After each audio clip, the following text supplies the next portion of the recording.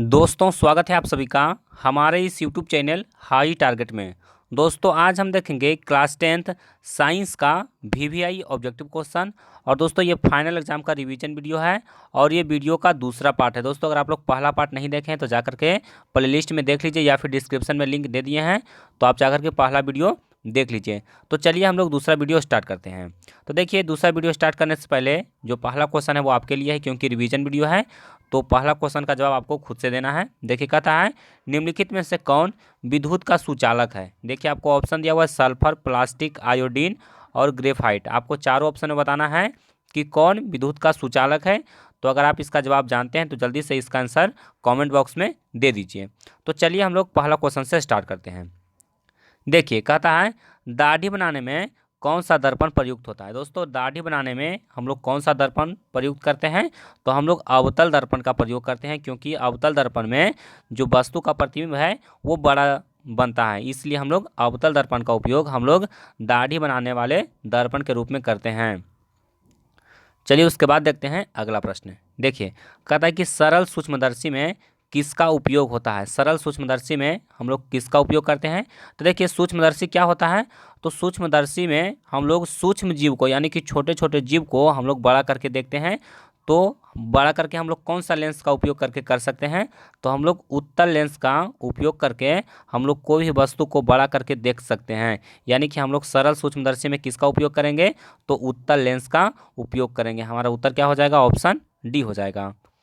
चलिए उसके बाद देखते हैं अगला प्रश्न। देखिए कहता है कि मोटर गाड़ी के चालक के सामने लगा रहता है, यानी कि मोटर गाड़ी के चालक यानी कि जो ड्राइवर होता है उसके सामने कौन सा दर्पण लगा हुआ रहता है, यानी कि पीछे का दृश्य देखने के लिए कौन सा दर्पण लगा हुआ रहता है। तो दोस्तों वहाँ पर उत्तल दर्पण का प्रयोग होता है। हमारा उत्तर क्या हो जाएगा, ऑप्शन बी हो जाएगा। चलिए उसके बाद देखते हैं अगला प्रश्न। देखिए कहता है कि निम्नलिखित में से किससे आप उपभोक्ता की श्रेणी में रखेंगे। दोस्तों हम लोग किसे उपभोक्ता की श्रेणी में रखेंगे, तो देखिए आपको ऑप्शन दिया हुआ है हरे पौधे, बी है नील हरित शैवाल, सी है जंगली जानवर और डी है फल और पत्ते। तो दोस्तों इसमें उपभोक्ता कौन है, तो इसमें उपभोक्ता हो जाएगा जंगली जानवर, यानी कि ऑप्शन सी हमारा बिल्कुल सही है।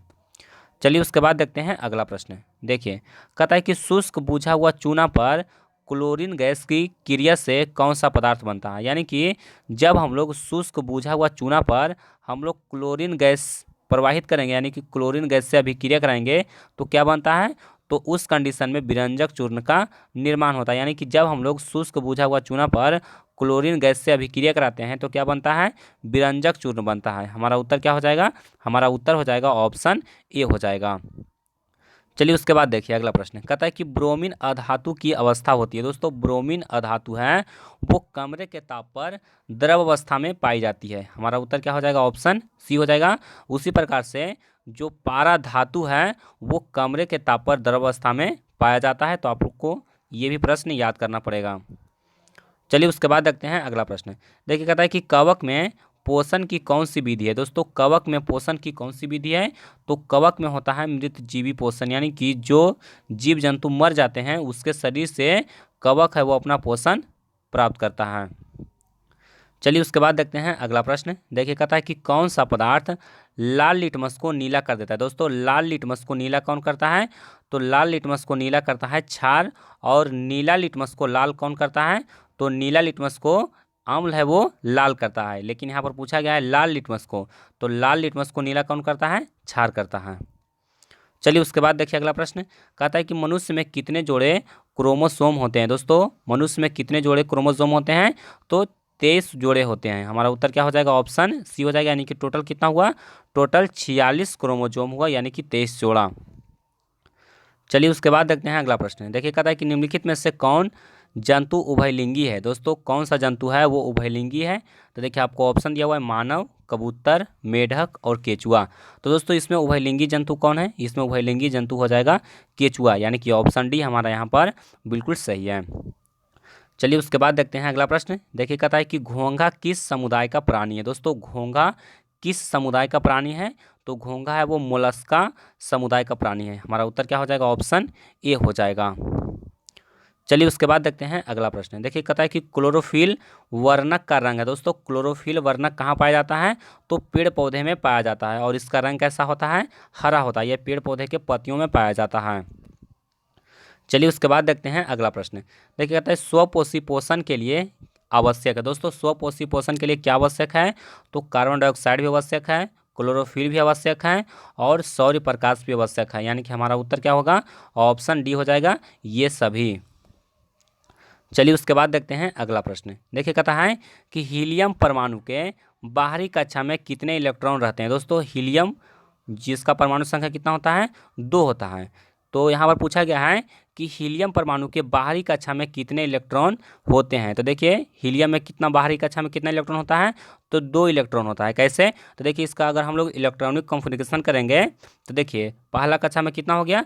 2 इलेक्ट्रॉन हो गया। तो इसमें सिर्फ 2 ही इलेक्ट्रॉन होता है, तो इसका पहला कक्षा ही इसका बाहरी कक्षा होता है। तो इसमें कितना इलेक्ट्रॉन हो गया? 2 इलेक्ट्रॉन हो गया। चलिए उसके बाद देखते हैं अगला प्रश्न। देखिए कहता है कि निम्न में से किस हाइड्रोकार्बन के 3 आबंध है? दोस्तों किस हाइड्रोकार्बन के 3 आबंध है? तो देखिए हम लोग इसको कैसे पहचानेंगे? तो देखिए सबसे पहला होता है एल्केन। तो एल्केन में होता है कार्बन कार्बन के बीच में सिंगल बॉन्ड। उसके बाद एल्किन, तो एल्किन में होता है डबल बॉन्ड और एल्काइन में होता है ट्रिपल बॉन्ड। तो दोस्तों एल्काइन का देखिए इसमें से कौन सदस्य जो एल्काइन का है?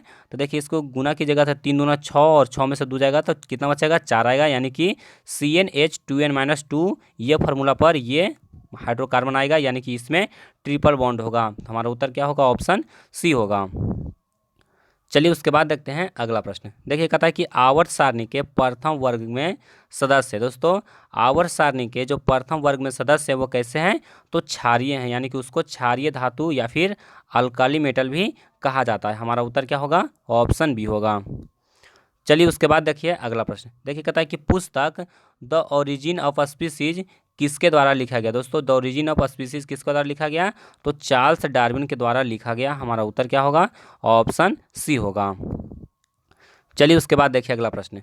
देखिए कहता है कि ओजोन परत पाई जाती है। दोस्तों ओजोन परत कहाँ पाई जाती है? तो ओजोन परत स्ट्रेटोस्फीयर में पाई जाती है और ओजोन परत है वो सूर्य से आने वाली पराबैंगनी किरणों से पृथ्वी को रक्षा करता है, यानी कि सुरक्षा करता है। हमारा उत्तर क्या होगा? ऑप्शन ए होगा।